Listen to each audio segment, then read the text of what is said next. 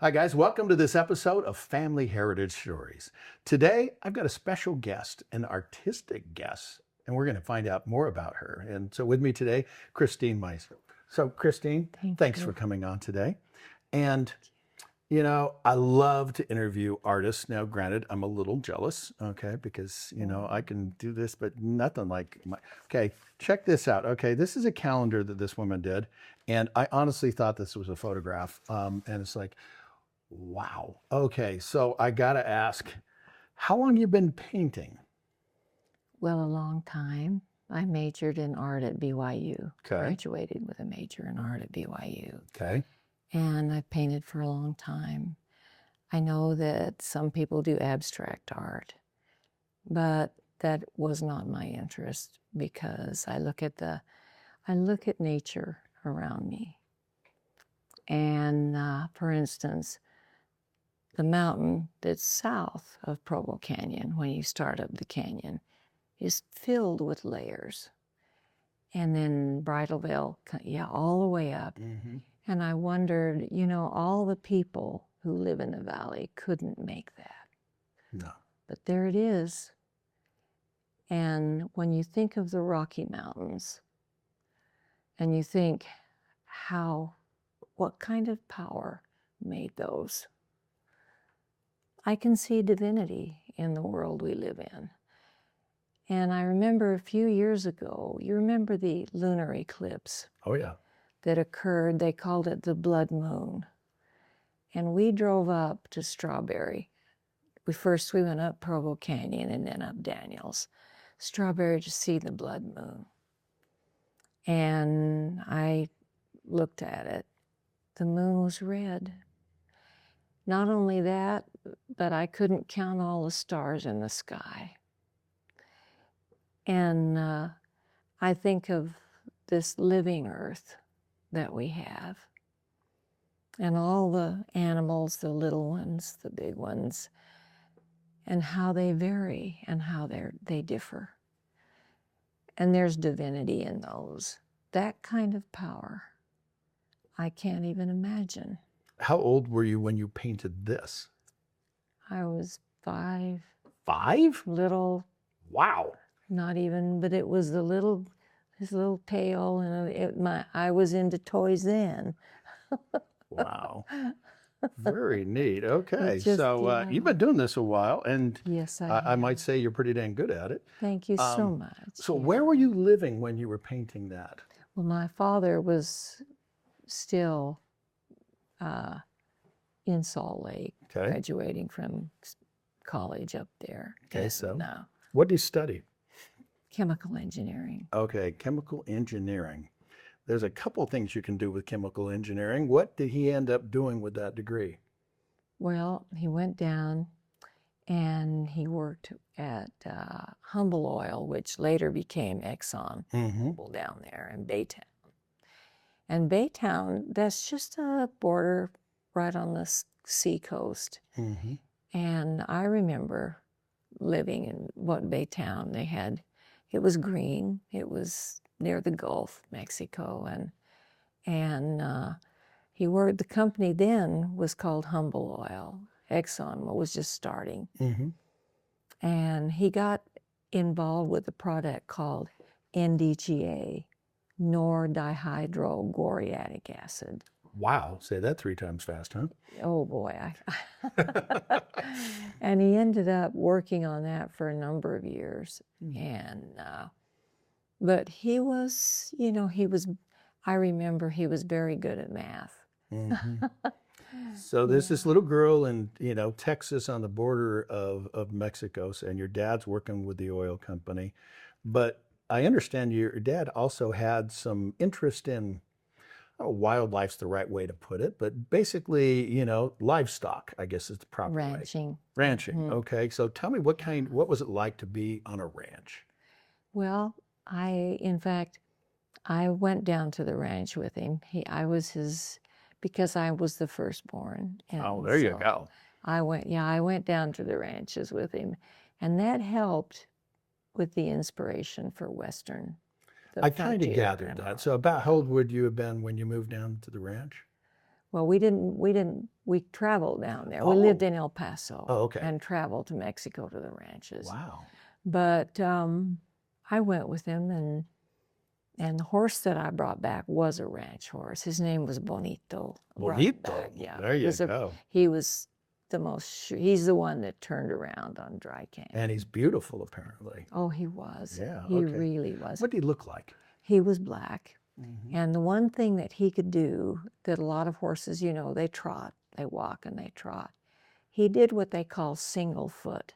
That means he has, it was a 4-beat gait instead of, which is a trot. Yeah. But he would, it was as smooth as could be. So he was very sure-footed. Very much so. All I had to do was touch him and he'd turn. And that's, I remember when I was thinking about up Dry Canyon, I'll never forget that, because I thought, shall I turn his head out towards the hill that's going way down on a narrow trail, or shall I turn it towards the mountain and have it turn around that way? Because of the kind of horse he was, I gave him his head. Smart move, yeah. He made the choice. He never missed a beat. Okay, so here's your horse taking good care of you. About how old do you think you would have been at that time? Well, I had been up here for a while. Oh, okay. I went to BYU. Gotcha, okay. Graduated from BYU, but. Okay, why did you pick art as a major? Well, it was something that was part of my soul all the time. Yeah. And learning, some people paint abstract, Mm-hmm. but seeing the formation of the hills, and Mm-hmm. I look at the, you know, just the eyes of the deer and the muscles and the shading and the shadows and the light source. I think just putting patch of abstract in would be not nearly. It's not you. Well, no, it never was. Well, now, you said something earlier that it got me thinking. Okay, you were talking about the layer upon layer upon layer, you know, with the mountains and such. Oh, yeah. Okay, and so I'm not an artist, and I don't play one on TV, okay? But I'm looking and I'm seeing deer, but I'm also seeing all this sagebrush, and I'm seeing the snow, and like you said, the shading and the light and everything. Yeah. How the heck do you start a painting this detailed? Well, you have to get it measured. You have to have proportions right. Oh. And also the depth, mixing the color, because you don't want the color to look not real or truth or what it was. Okay. But it's, you know, any subject that you learn about, you have to study. Yeah. That's true with art as well. True. You have to study and learn about the materials that you're working with. I've done oils, and the mural was an oil painting. Okay. I've done pastels. That over there is a pastel. And I worked with different mediums. You have to learn how they work together. What colors make what. Sure. And how do you make the dark browns, the light browns, and have them still be what they should be and fit, you know. But it takes studying, it takes learning. And you get more familiar with it as time goes by. You can learn more about it. Well, the other thing that I'm wondering, and I know everybody does things differently, obviously, but it's like, okay, so we have deer and we have, you know, the Timpanogos Mountains, and obviously, okay, here's an homage to somebody that is in the peanut gallery that's wearing a hat. Okay, so you know, you did put somebody in there. That's him. Yeah, that's him. Okay, so for the people that can't see, who's him over there? He's my husband. There you go. What's his name? William Jan Meister. Okay, there you go. And we've almost been married now. This is our 50th year. Congratulations. Wow, Thank that's you. awesome. So Wonderful. we've been married for a long time. Yeah, well, we're going to talk about that a little bit later. I still want to get into this. So, I mean, you've been studying him, so I know you know how to paint him, but okay, I look at a swan and such. Is it easier for you to paint from a picture, or is it more like the plein air where you need to like be there? Both. Oh, You of do course both. you're going to say, yeah, okay. To both. And it depends on what you're painting, what the movement is, Okay. and what your position is and can be, what Mm-hmm. view you can have. Sometimes you paint more than one view, or you may get closer as it goes by, or it's like getting reference material for Okay, that's fair. for anything, you know. Well, no, there's watercolors, there's oils, there's all this stuff that you've done, and it seems like you gravitate just a touch, and maybe I'm wrong, but to the oils. Is that a particular, is that, number one, is that correct, or do you do a little bit of everything? Well, the mural was an oil. Okay. I also did a second mural after the first. You know, Larry H. Miller person, but in El Paso, there was a fellow that had a number of car dealerships like Larry H. Miller does up here. And I did an oil mural for him too. It was 5 feet high and 15 feet long. Wow. And he put it up in his boardroom. Was it the same mural that you did in the airport or a No, different one? Okay. I painted a different, his name was Mac Massey. I painted a different one. Okay. So inquiring minds want to know, what was his mural about? It just, he was a Western because that's my painting. If I painted something I wasn't familiar with, Yeah, that makes sense. but it was, so. Now you've referenced this mural, and so let's kind of, it's on the screen right now. We're going to tell people a little bit about it.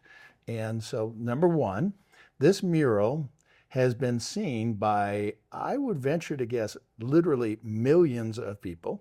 It's been there a long Been time. there a while, but it's also a place where a lot of people happen to go by. And where is it located?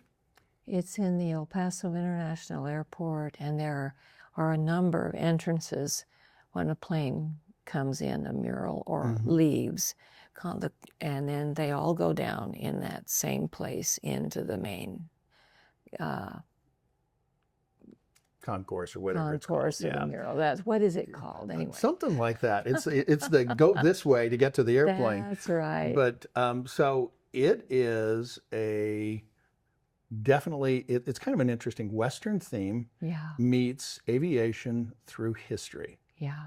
So did they give you very specific things, or they're kind of saying, hey, we want this, this, and this, and you do whatever you want? How did it come to be? Well, they had, there were several people that tried out for the job. Ah, okay. And I just painted I painted. Good. Okay. Good Their on you. history. It's to say, hey, this is what it is. So, okay, now, and looking at this painting, there's, we've got the horses, of course. I mean, it's El Paso, and hey, you're a ranch girl. That's right. But I noticed there's a couple things. So, for example, it looked like you had the Wright brothers on there, but you also had Charles Lindbergh. Why did you pick him? Well, the spirit of St. Louis, yeah. In the early days, and Amelia Earhart's plane is in it as well. And they flew there. They came through there. Oh, I didn't realize that. And the Space Shuttle Columbia on the back of a 747 came through there too. And the first time I saw it, it was parked in their lot Oh, wow. for a short time. It was on the way to New Mexico, but it stopped at the El Paso International Airport. And that was a one-time visit, so. Oh, yeah. So it was there. And the horseback, and the guy on horseback was some Pancho Villa. Aha, okay. 'Cause they There you came go. over, too. Okay, trivia question. Who is the horse? Who's on the horse? On the El Yeah. Paso airport, is that you're saying? Pancho did you Villa pick and his Pancho Villa? guy, they came over, and that's part of the history of that area. It was a historical mural that painted a lot of the events that happened there. Now, there was also a large plane in the air just to the left of the space shuttle. Sure, let's look at it and see. I can't remember. We can prove ourselves herewith. Okay, It's in there someplace. Oh, is it? Okay. Sorry. Okay, Well, hang on. you can find it. We're You're going to good pause at that. here. You're good at that. You can find that stuff. We won't be too silly. Maybe a little Oh, there silly. it is. There Okay. it is. Okay, so Yeah. what's this one right here?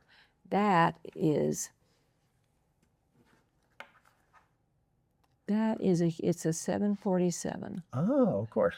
Big plane. They're huge. They're not very fast. but it was huge. That's the Space Shuttle Columbia on the back of it. And this is Amelia Earhart's plane. The red one. And then the yellow one? That Spirit of St. Louis, Charles Lindbergh. And all of these that came through in that area at that time. And so they all really did come through there. And I remember having to research the history, and it was fascinating. Okay, to put this in perspective, okay, so you can see a picture of a painting on a wall, okay, a photograph, okay, but this does not even come close to giving you the scale. Okay, so this painting here is how long? 40 feet.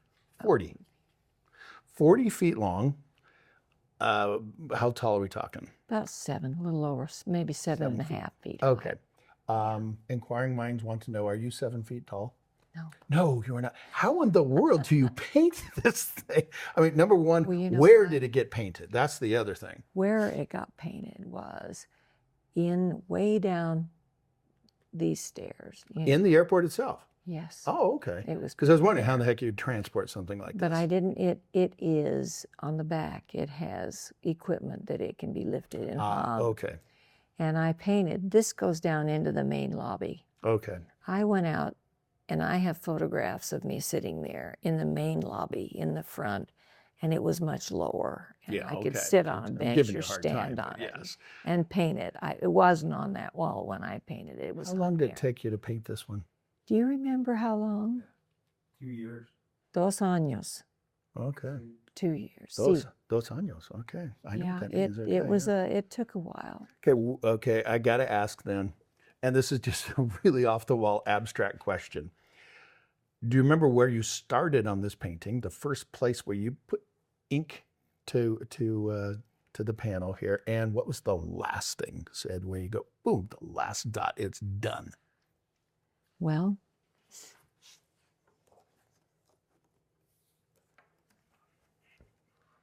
when I started,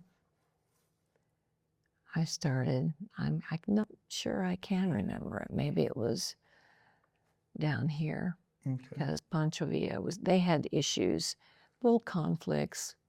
El Paso is right next to Mexico. Well, yeah. And all the history that happened there, it's still hanging there. 40 years ago. That's awesome. All the history that happened there is in this painting. So it does not surprise me at all that you started with the Western scene. Okay. So then where do you think you ended? And I have a guess, and the signature does not count. I'm sorry. Okay. That's okay. I know. You're okay. So what was the last fine. thing that you think you finished? Well, I finished, I think of, the details of a painting like that. Oh, And it was on layering, a okay. stand. It was Yeah. a stand. Okay. And of course, when you put all these in the sky goes across all of them. And so you have the blue shadows on the blue, and the okay. clouds go across all of the planes. And it has to be a cloud formation that is consistent all the way across. Okay. So, and part of the thing, I would start on a higher end and then go down a little bit. And then there's the foreground, and it changes. Okay. Now I'm going to ask you an interesting question that's kind of, it's a little esoteric. Okay. But hey, you're an artist. You can handle it. I don't know. Okay. So I'm presuming that you paint and then you step back and look, because I mean, this thing's huge. Okay. And I mean, if it's a big screen TV, you got to be a mile away to figure out the whole thing. But you keep looking, you keep touching and everything. Describe what it was like when you go, okay, it's finally done. I'm satisfied. It's finished. Yeah. And you can hand it over to the folks there. One thing that helped, before I painted it, I drew it all. Wow. So it was all laid out, drawn, and placed as a mural, and planned and measured before I started painting it. So that plan was already created in just the drawing of it. and then I painted it because there's so many details there. And a 747 has to look like a 747 Yeah. and not a helicopter. So, Well, I got to tell you, I still don't know how you pulled out the perspective and all the, yeah, wow. yeah. That's pretty amazing. Well, it was, the one thing about it, a painting, any like that one over there or anyone, it's always a learning experience Mm-hmm. because it's a living earth. And there's always, even when you think you know everything, you find out, wait a minute, this is another adventure. And it makes it joyful to have that. And drawing it, you could see it, I could see it laid out before I painted it. And you knew how to make some areas more dominant, other areas more, so that it fits together in the way that real. So you could see it up here before it was ever on the canvas. Yeah. And it was, I laid it out a little bit, painted it, or drew it Mm-hmm. On the canvas before I painted it. So I could see how it was laid out before it was painted. So this was a number of years ago. I'm going to kind of fast forward you a little bit and say, okay, this was a commission painting. Yes, it was. Okay. And I've talked with enough artists. It's like, depending on if it's a career or not, it's like, you got to pay the bills sometime. But most people like to do their own stuff. And obviously you are a Western artist. Yeah. How do you pick your subjects Well, when it's just for you? Okay. Yeah, one of the things that I pick is painting like a cityscape of New York. I'm not a city painter. No, I know. Yeah. I can see the brilliance in nature, and I think of the way the sun. We watched the other night when the full moon crossed the sky. What kind of power is that? But it does it all the time. And I can see divinity in the way the earth was created. And it is a living planet. We all have. I look outside the door over there and there's grass that's alive and growing. So I want to wrap this up a little bit. And there's two kind of questions that are going through my head, and they're kind of similar. So if you could travel anywhere in the world, okay, and park yourself there and say, okay, I want to paint this scene. Ever thought about what that would be? Well, I think of that painting over there was in New Mexico. Mm-hmm. And this one here was obviously in El Paso. Mm-hmm. But this one was in Utah. You can see the mountains there behind it. And I love nature. Okay. And because it is divine. I mean, the lighting of the sun on that meadow, it's just beautiful. Oh, I love that, and I love the clouds and the shading. And so, last question, and again, it's a kind of an esoteric question, but I gather that you are a very fun-loving person that is very much in touch with nature. But I also sense that you're an extremely creative person. So I'm just wondering, what in the world at night, okay? Chris and Chan are, laying down for the night, they're in bed, okay. It's like, okay, and you close your eyes. Mm-hmm. What do you see?